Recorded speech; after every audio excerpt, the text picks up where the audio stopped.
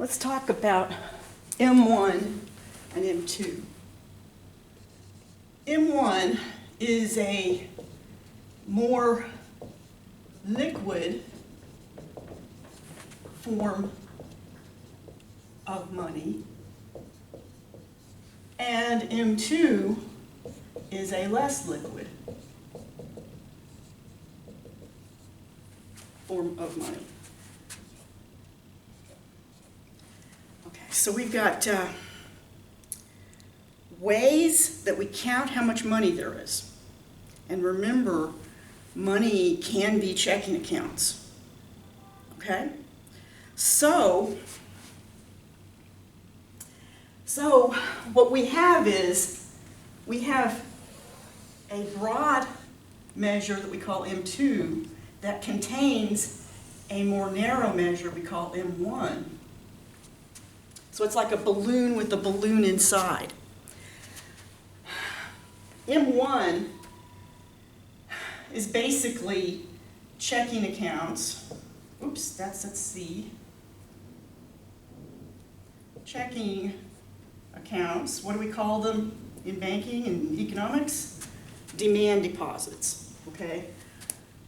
So I'll put that in parentheses, demand deposits.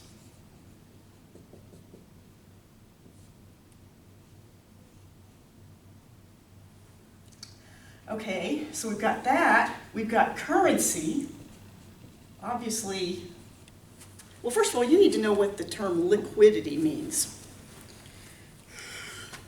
Maybe you've seen a movie where somebody's child, some billionaire's child is kidnapped, and the people say, "We want $500 million in cash." And the poor parent says, "I'm not that liquid. I don't have access to that much cash." Liquidity means, and here's your definition, how quickly you can convert an asset into cash spending value without losing value. I mean, I could, and I'm not, this is not an offer, but I could say, "Anybody want to buy my car? I have to sell it in the next 15 minutes. Now, if someone takes me up on the offer, I bet I won't be able to get what it's worth in 15 minutes. You know, someone will say, "I'll give you $50, right? So liquidity means you can get your full value out and spend it without losing value. So things like currency and checking accounts, yeah, definitely. Now, checking accounts, with you, that's your debit card, right? So you've got your debit card that accesses your checking accounts, currency, and something called traveler's checks, which are now in the form of traveler's debit cards. And only your grandmother uses them anymore, but they're still part of the definition. Traveler's checks used to be if you traveled to Europe and you were carrying cash and your purse or wallet was stolen, too bad, the cash is gone. But traveler's checks could only be cashed by you, and for a long time, traveler's checks were accepted as money in any place you go. And I would get traveler's checks, and then when I came back, I'd spend the rest of them in town here. Traveler's checks were just considered money, but they had to be signed, and basically the bank that issued them, if they were stolen from you, would issue you new ones and not accept the old ones if they were cashed by somebody. So they were considered safer than currency, but they were usable as cash. Now these things are debit. You can get traveler's debit cards, but that has pretty much gone by the wayside because it's the same as losing your debit card, except the fact that you put a certain amount, it's a debit card with a certain amount on it, and it can be canceled right away, whereas your debit card may have access to all your money, whereas maybe you just want to take $500 with you. So you can still use it, but it's a debit card now. But anyway, this is M1. It's considered the most current, most liquid things. Now I could write this more neatly, but basically, currency, that's, dollar bills and coins, traveler's checks, and checking accounts, which you use as a debit card probably, right? So your debit card is your checking account. And then this one is inside of this one because M2 equals M1 plus savings accounts.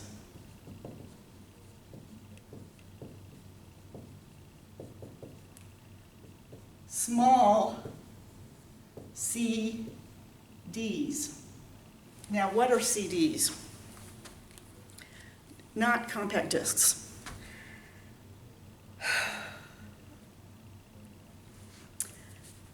They're savings accounts with a time limit on them. So if you ever walk in a bank and they have a board that says 18-month CDs and it shows it's got a higher interest rate than, say, a regular savings account that's just, you put your money in, you can take it out.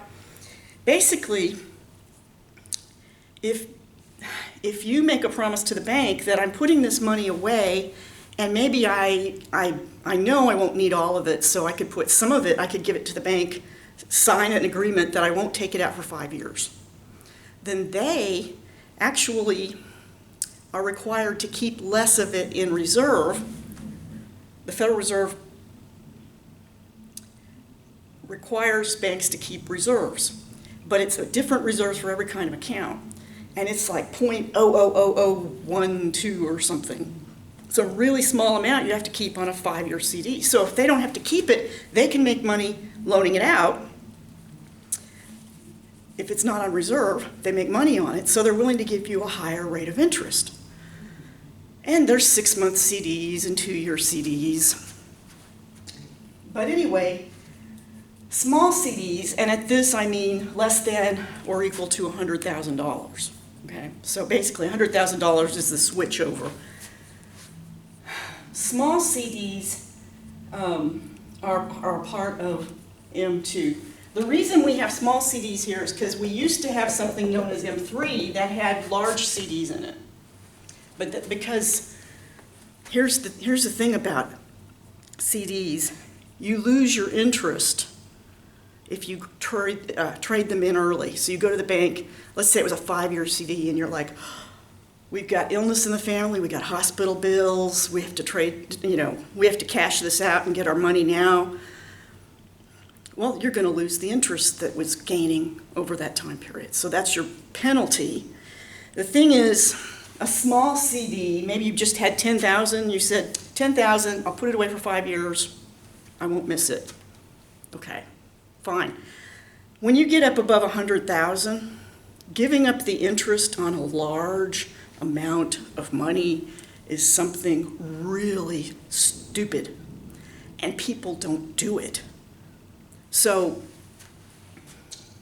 you just would not, if you had $1 million CD, you would not give up all that interest, especially since it's at a higher rate than you can get on a regular bank account. So,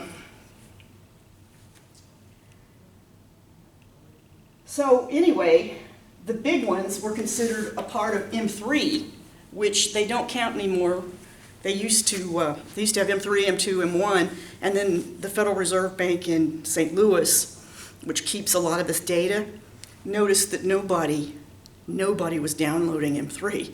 It's like, I guess nobody cares. So even though they were really proud they were computing these things, they said, let's not waste our time if nobody's going to download it. So there's one other thing that's in that. Let me see. Oh, money market mutual funds. Yeah. Money market mutual funds.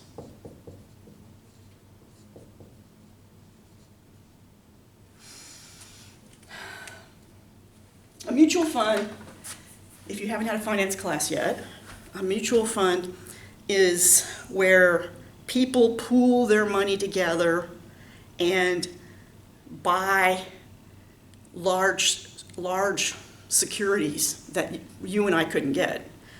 So an example of a mutual fund would be if you sell your stock, if you have stocks and you sell them at your brokerage, the brokerage house will, unless you come and withdraw the money, they will shunt that money over into a money market mutual fund where you earn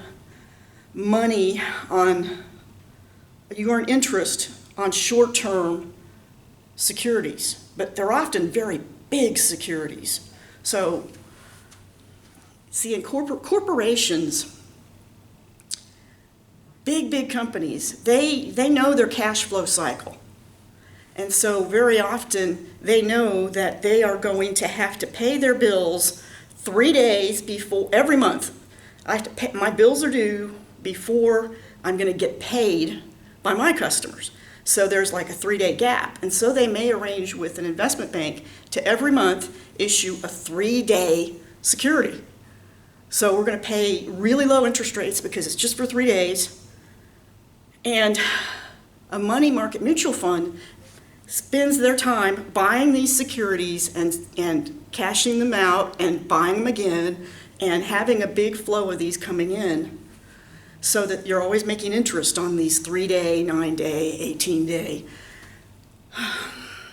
Sometimes they're usually less than a year. I mean, they're always less than a year, but some people will issue extremely short bills, and those, when they get down to about 30 days, even long-term bonds, when they get down to about 30 days, they go into the money markets. So by getting down to 30 days, what I mean is it will be due and payable. They'll pay it back plus interest within, 30 days, 60 days. You see what I'm saying? So even a long-term bond eventually will end up in the money markets because it's going to come due really soon. So money market mutual funds, they do a great job of managing all of that for all the little people like you and me that put our little bit of money in. Somebody's managing that and keeping these short-term bonds, paying short-term interest. Are you following this idea? All right, I hope so. You can always look them up and Google them if you're having trouble. But basically, this is short-term money in a fund. And the most common way we end up in it is at our brokerage. When we first put money in, before we've bought any stocks even, it's in a money market mutual fund. And we buy stocks, and they take the money out of the money market mutual fund, and we sell our stocks, they put it back in. Some people invest in money market mutual funds, but they pay really low interest. They are quite liquid. Now, economists are aware of something. We're very much aware that the lines are getting drawn. They're getting hazy, I guess is the word. The lines are getting hazy between the two because of ATMs. Because now my savings account is just as liquid as my checking account. If I can go to an ATM at 3 in the morning and get money out of my savings account or my money market mutual funds, then it's pretty liquid. And so economists, we pay attention to M2 because it contains all of these things that are fairly liquid. And also because this one, the M1, tends to fluctuate more than M2. Because M2 contains all of these things, it doesn't fluctuate when people move stuff into savings and back into checking, because we all have those good intentions. Maybe you're not there yet, but when you start getting a paycheck, a lot of times we'll try and besides depositing in our checking account, we'll try to send some of it to savings, right? So we'll tell personnel, human resources, we'll tell them, yeah, send $300 of my paycheck to savings, to my savings account, and send the rest to my checking account, for example. And so when the payday, the pay period starts, we send some over to our savings accounts and our mutual funds, but sometime during the month, we give in, right? And we say, okay, I need to spend some of that savings. And we'll either spend it directly by debiting out of savings or transferring ATM, using an ATM, or we'll actually transfer it on the computer, transfer some from savings back to checking to cover grocery shopping tomorrow or something. So because of that, this one fluctuates during the course of a pay period, and this one stays the same because M2 contains M1 plus these other things. Let me make sure I haven't left anything out. I've got small denomination CDs, savings, money market mutual funds, and M1. That's it. Yep. So there used to be an M3, and the only thing it did, M3 was equal to M2 plus large CDs. And of course M2 contains M1, and M1 contained what used to be the most liquid items. We still calculate it the same way. But if you're an economist, you pay a lot of attention to M2. That tells you if things are really changing. However, the news reports are always telling us about M1. M1 grew. It's like, well, maybe people aren't putting their money in savings. Okay. I'm going to call this video M1, M2,